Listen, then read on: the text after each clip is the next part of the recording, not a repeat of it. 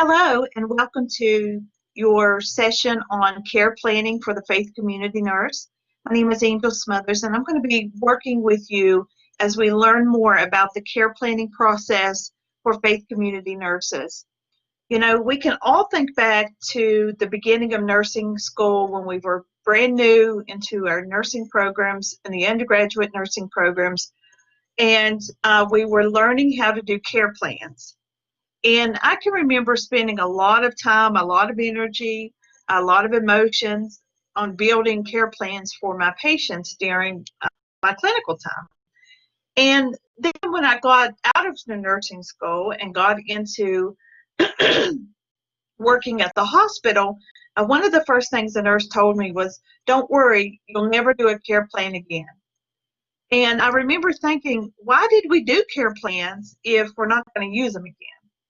Well, the truth is we still do care plans. We may not handwrite out a care plan for a nursing faculty to evaluate every time we take care of a patient, but we're doing the care plans in the other work that we do through documentation, through verbal communication, and by developing care plans in writing when we were in nursing school, we're better able to now formulate care plans without completing that care plan form. And so when you see a section here in the transitional care course for care planning, I want you to realize that a lot of what we do as nurses is in the planning of the care we provide. And we've spent some time talking about what transitional care is, how it impacts patients and patient outcomes.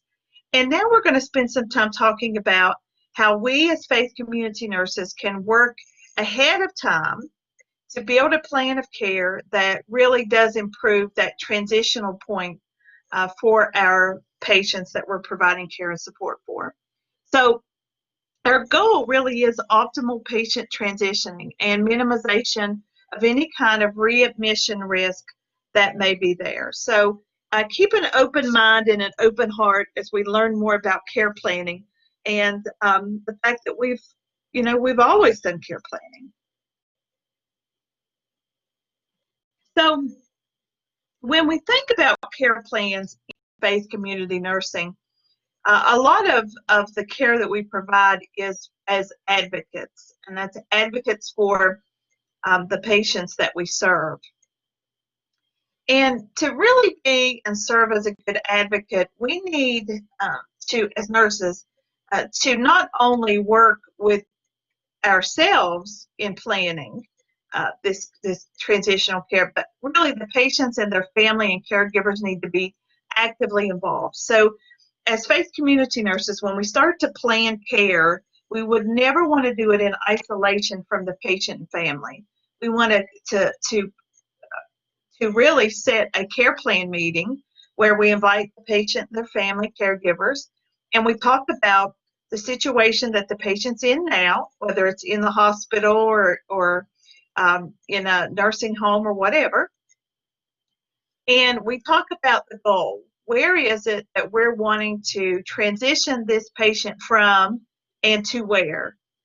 And in that care planning piece, you as the faith community nurse are going to write down a list of things that will, based on your knowledge, will improve the success of this transition. And then you want the patient and the family to let you know about some things that they feel like could improve the transition. So they should really be developed in collaboration with all people involved in the care and including the patient and caregiver. So when we're looking at including ideas, desires, goals of the patient and caregiver, we want to work to facilitate those into the care planning process, because I think we could all agree that if we as faith community nurses are building a care plan that goes against what the patient and family's wishes are, it's going to be very unsuccessful. You know, the compliance is going to be very low. And faith community nurses really should use strategies that enhance the patient and caregiver's involvement. That might include setting up a care planning meeting where you meet with the patient and caregiver about this transition home. And so you want to be creative in making sure that the patient and family stay actively engaged in the planning of care to make this transition as smooth as possible. One thing that I've seen that is successful, and I think the literature shows that this is the case, is when you involve the patient and family in their documentation. And that means if they check a blood pressure reading at home, you want them to put it in a little log. If they check a blood sugar, you want it in the log. If they check a weight, so that they feel like they're contributing to the success of this care plan. You would want to have them do some documentation of things that they do separate from the work you're doing. And so when we think about care planning, if you remember back to your early days, there were always psychosocial, there were physical needs, psychosocial, psychological, mental health, and then there were spiritual care needs. And, as faith community nurses, that's one of our most unique qualities is we have a good, strong focus on the spiritual care aspect. So when we're developing a transitional care plan, we definitely don't want to leave out the spiritual care piece of that. So you want to talk about the needs of the patient and family as it relates to their spiritual care needs, and then also ask them, is there someone that you would like to be involved in this? And a lot of times patients will say they're the pastor, but you don't want to assume that. And so you don't want to keep things confidential. So if there is a situation where they want somebody involved, it would probably be best if you told them, I'm going to let Pastor so-and-so know that you would like to speak with them and have them give you a call. So instead of you going and talking to the pastor about the needs of the congregant, you should let the pastor know that this congregant has requested that they call, because you don't want to divulge information that you think is okay to share with the pastor, and then the patient and family were not comfortable with it. And so you want to approach this aspect of it with confidentiality and caution with that. So when we're considering our congregants and our patients who are at high risk, okay, and high risk, I mean high risk for injury during the transition and high risk to go back to the hospital, meaning an early and quick readmission to the hospital. These are our high-risk patients, and when we're developing a care plan for these folks, we have to really look at the big picture so that we're cautious and we're providing the best support that we can. And so your care plan that you're developing for these patients should take into account their level of risk of readmission. Look at, have they been readmitted in the past 6 months more than a few times? Do they have a fall risk? Have they had a fall? Do they have a caregiver? Are they able to manage their medications at home? And all of these things would make them a high risk for readmission to the hospital. And, different patients are going to face different risk factors. Years ago, when I was taking care of a patient, and this was as a home health nurse, this is in my years as a home health nurse. I went into the home to admit a patient to home health, and on our list of things to do was medication check and home assessment for fall risk. Okay. So when I get there, the patient is barely able to follow commands, somewhat what I would call lethargic, difficulty hearing, not able to walk very well, and they were home alone. And so I called the family, and the family said, well, they got discharged, but we all have jobs and we live out of the area, so we're not able to come and take care of them. But they should be able to take care of themselves, the family said. And so you can see where it was an immediate red flag that there was no way that this patient could take care of themselves. Not only was it a risk, it was unethical to leave them there alone. And so, speaking with the family about the situation, they're not willing, not able to come. So I had to get Adult Protective Service involved, and the patient had to go back to the hospital. And so, home health nursing has its limitations, and so does faith community nursing. And so we have to recognize our limitations.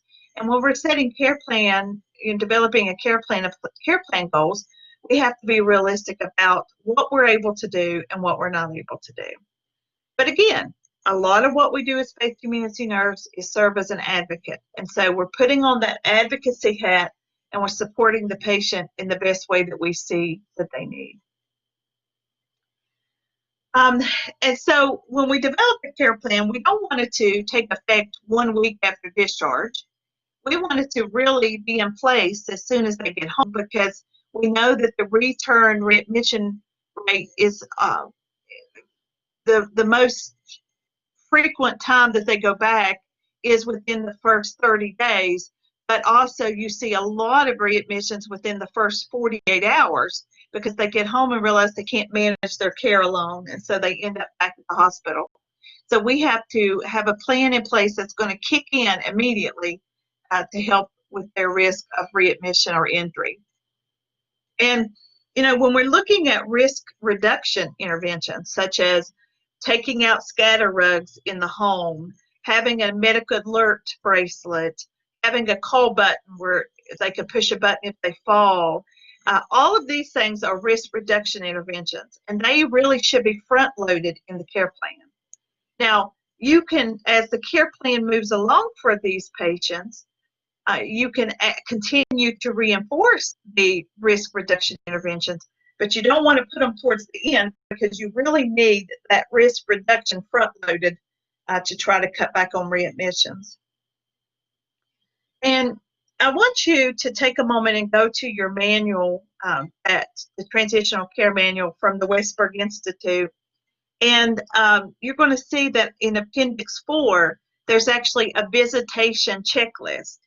And this will guide you during that home visit or even hospital visit to make sure that you're looking at all of the potential issues and you're addressing those with the patient and caregiver. And then also in Appendix 5, there's a transitional care resource list. And, one thing I wanted to encourage you to do as faith community nurses is to build a list of resources for your community and your county where you live and practice. And what you would do is develop a list of food pantries, delivery services, and other types of closed closets, things that people could benefit from. Develop this resource list and have it handy. And when you do a care planning meeting, give them this resource list and say, there's lots of resources on here that you could reach out to that may also improve your chances of staying home. And so I encourage you all to develop a resource list for your county where you practice. And I can tell you that in my practice as a faith community nurse, I work with a lot of nursing students, and nursing students are always looking for ways to learn and also volunteer opportunities. And so I've kept a pretty robust and accurate, up-to-date resource list for the county where I work, where I serve, so that I can hand that out. And it's student-driven. Students are keeping that list up to date. So I encourage you to reach out to your nursing schools in your area and look for volunteers to help you with some of these things that could really improve outcomes for your patients. So when you're faced with creating a plan of care, a care plan for a high-risk patient in any situation, you really need to quickly look for problems, look for extra support if it's needed, and then really develop an individualized plan of care for the patient and the caregiver. And so care planning is an important part of what we do as faith community nurses that aids in transitional care and improving outcomes related to transitional care. So as we're developing this plan of care, we know we're going to start with assessing the situation, doing an assessment on the patient, but also assessing their risk factors, assessing their home environment, assessing their support system, because you want a care plan that really is very broad in understanding of the patient's situation and what needs to happen to keep them safely in their home. And so when you're looking for these risk indicators that someone will experience a poor transition or a readmission to the hospital, we really want to develop a plan that looks at what interventions may work early and really get those in place. And so that's why working with the patient and the family caregiver support team is so important, because often the patient's too sick to be able to do a lot of their own interventions. So there's going to need to be support. And, a lot of times nurses will ask me during the foundations course or just contact me to discuss. They'll say, I've got a congregant and they're in their right mind, alert, oriented, person, place, and time, but their physical limitations are great. They can't get up out of the chair on their own, and they need a lot of care. They have limited funds. They do not have family and caregiver support, and they don't want to go back to the hospital, and they don't want to go to a nursing home. And these nurses and these patients really are in a difficult situation because the patient isn't they're alert and oriented. They're not wanting to leave their home, but they're not physically able to get up and down. And, it's the faith community nurse, part of the advocacy role is to assess the safety level in the home and to intervene where necessary. And so I've seen some unique things done in faith communities where this has happened. I've seen a faith community nurse get the permission of the patient, of the congregant, to recruit volunteers from the faith community that can come and sit with the patient, pick up milk or groceries, help them get in and out of the bed, things like that. And I've seen those be successful, but I've also seen them not be successful. I've seen places where there's limited volunteers, limited support, and we're just not able to pull that off. And so this really becomes a touchy situation when care planning, because you're looking at the ethical piece of how to deal with this. And, this is a situation where you may have to reach out to the patient's primary care provider and say, this is the situation we're in. What are your recommendations? You may reach out to family and caregiver or family that, hasn't been involved actively before to see if they're interested. But again, you've got to let the patient drive this car because they are alert and oriented. So just be prepared for some difficult transitioning things that you may encounter. And please know you're not alone in those, that we've all encountered these types of situations, and reach out for support and guidance as needed. So here's our steps. We've talked about from the assessment to the nursing diagnosis. We want to do a transitional care focused assessment, okay? We want to know all of the details about where they're going, where they've come from, and what we need to do to help them get where they need to go. Patient caregiver discharge instructions and other sources are going to be a part of this preparation. If you're able to, as the faith community nurse, go to the hospital when the patient is receiving their discharge instructions, I think this really does improve your knowledge of the plan overall. Then you're looking at identify from assessment data what risks there are and what you might be able to do to improve or decrease the readmission rate. And then you're going to formulate your nursing diagnosis based on these risk factors, just like back in nursing school.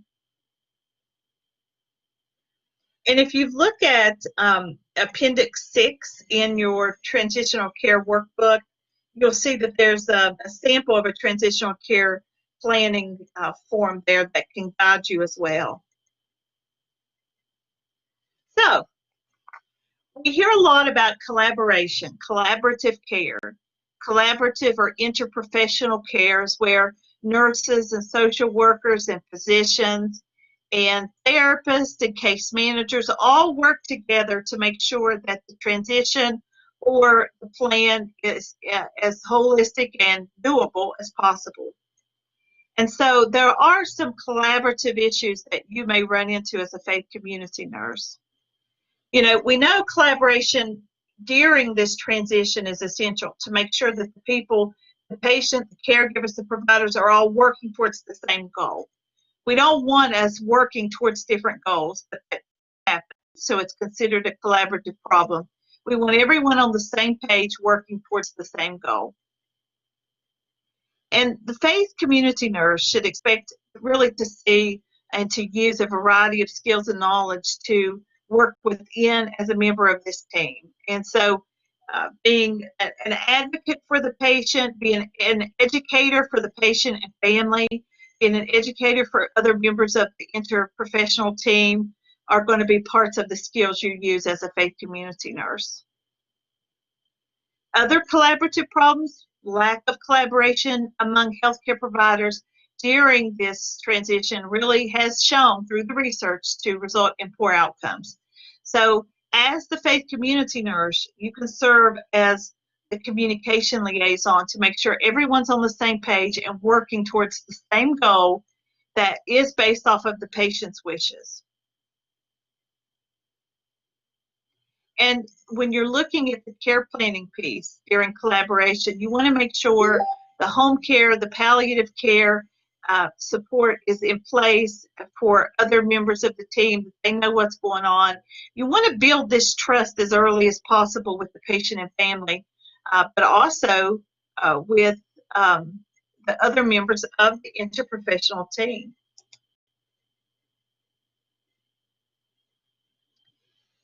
So, take a look at figure 2, okay? And we're going to pause for a moment and let you take a look at this. And this is on page 23 of the work manual. But you can see here that you're starting with the assessment process. And you're moving down into looking for red flags of risk for readmission and also things that are strengths of the patients to decrease readmission. You move forward from this assessment with forming a nursing diagnosis and a collaborative plan, making sure everybody's involved. You build your care plan, including your interventions, and then you're going to follow that up with an evaluation. So take a moment to read through this, and we're going to talk a little bit about it because this is pulling together the steps of the care planning that we've been talking about so far.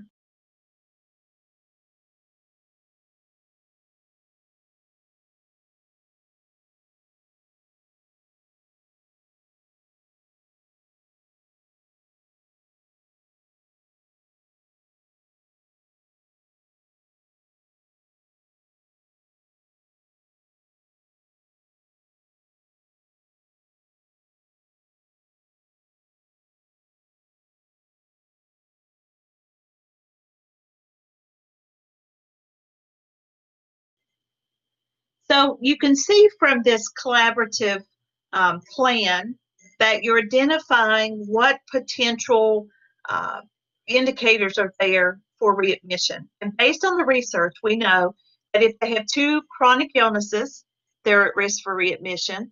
If they've had a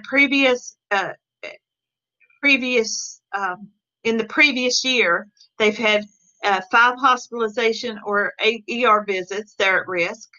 If they have limited or no transportation, if they have limitation in their functional abilities, if they're on 5 or more medications, if they're not very confident in how they'll perform with their self-care, if they have poor participation in their own self-care, or poor follow-up with their primary care, you can already put up a red flag that these patients are at risk of readmission to the hospital.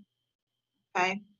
Now, some indicators of strengths that may help to cut back the chances of readmission or if they've got actively engaged caregivers, if they've got social connections, if they're optimistic and they have a good outlook on their health and their health care, if they're very smart about their chronic disease, so they know about the management piece. If they use a church or a faith-based meal ministry, that's a good sign.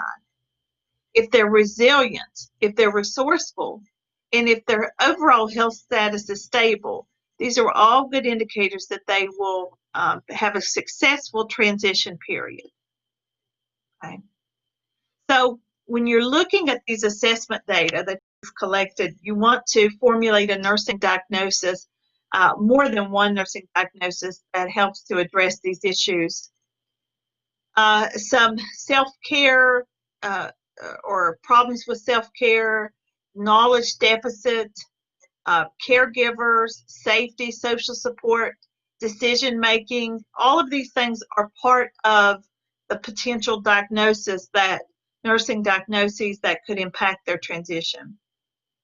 So with collaboration, okay, we want to look at how we can facilitate a good, thorough collaboration between the faith community nurse ourselves, the patient and caregiver, their primary care provider, and any other resources that have been are being used in the home, whether it be a home health nurse, a physical therapist.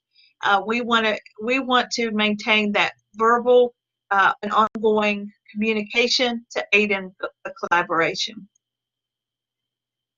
So high-risk patients, okay? With our high-risk patients, verbal, meaning talking with them, rather than written forms of communication between us and the providers are recommended. And so I think we have all seen the great big stacks of papers that our patients get discharged with, and they usually fold up and put in their pocketbook and they're never seen again. And so there's research out there that having some verbal education on those discharge papers instead of just handing them to the person improves the chances that they remember those and use them. But especially if the faith community nurse reinforces those through verbal education. And when possible, when the patient agrees to it, you want to invite the clergy and other faith community representatives to add their suggestions to the patient's plan. And so, if the patient says, yes, I want the pastor involved, yes, I want the health ministry involved, then you can bring them into the meetings with the patient there so the patient can share with them things that are concerning, and you can have open dialogue about how to keep the congregant out of the hospital and prevent readmission. So, we know that our role as faith community nurses in transitional care is very important, that we could single-handedly and as a member of the interprofessional collaboration team impact the patient's quality of life and whether or not they end up going back to the hospital. Okay, so as a part of this overall success strategy, assessing, planning, and prioritizing interventions is a very important thing that we're going to do. We're going to assess the situation, we're going to plan, we're going to prioritize the interventions that will help to adjust or address potential risk factors. Identifying problems and helping with the patient and the caregiver involved to set some short-term and long-term goals of care. And then communicating with other members of the team to make sure that everyone is working toward the same goal. Sometimes we see different healthcare providers working towards different goals, and all that does is confuse and disorient the patient and family. We want to detect early any transitional problems. We don't want to wait until they've fallen and back in the hospital. We want to detect and anticipate what could happen, try to prevent it, or at least detect it early enough to improve outcomes during this transitional period. And our interventions, when we're facilitating our interventions, we want them to be within the Dana Faith Community Nursing, okay? So we want to know our scope and standard of practice, and we want to stay within that scope and standard of practice. And to do that, you really need a copy of the Scope and Standards of Practice book, which you can order. It's listed in the resource folder in this classroom. You can see that and order that. So we talked about during this presentation the care planning process that faith community nurses are working to build as they are working with faith community members to increase the success of their transition period. Please also listen to any other recordings in the Module 2 section of the course, read any articles, and then you can complete the discussion board interaction related to these different readings and different recordings. I look forward to ongoing dialogue with you regarding this, and please feel free to reach out with questions at any time.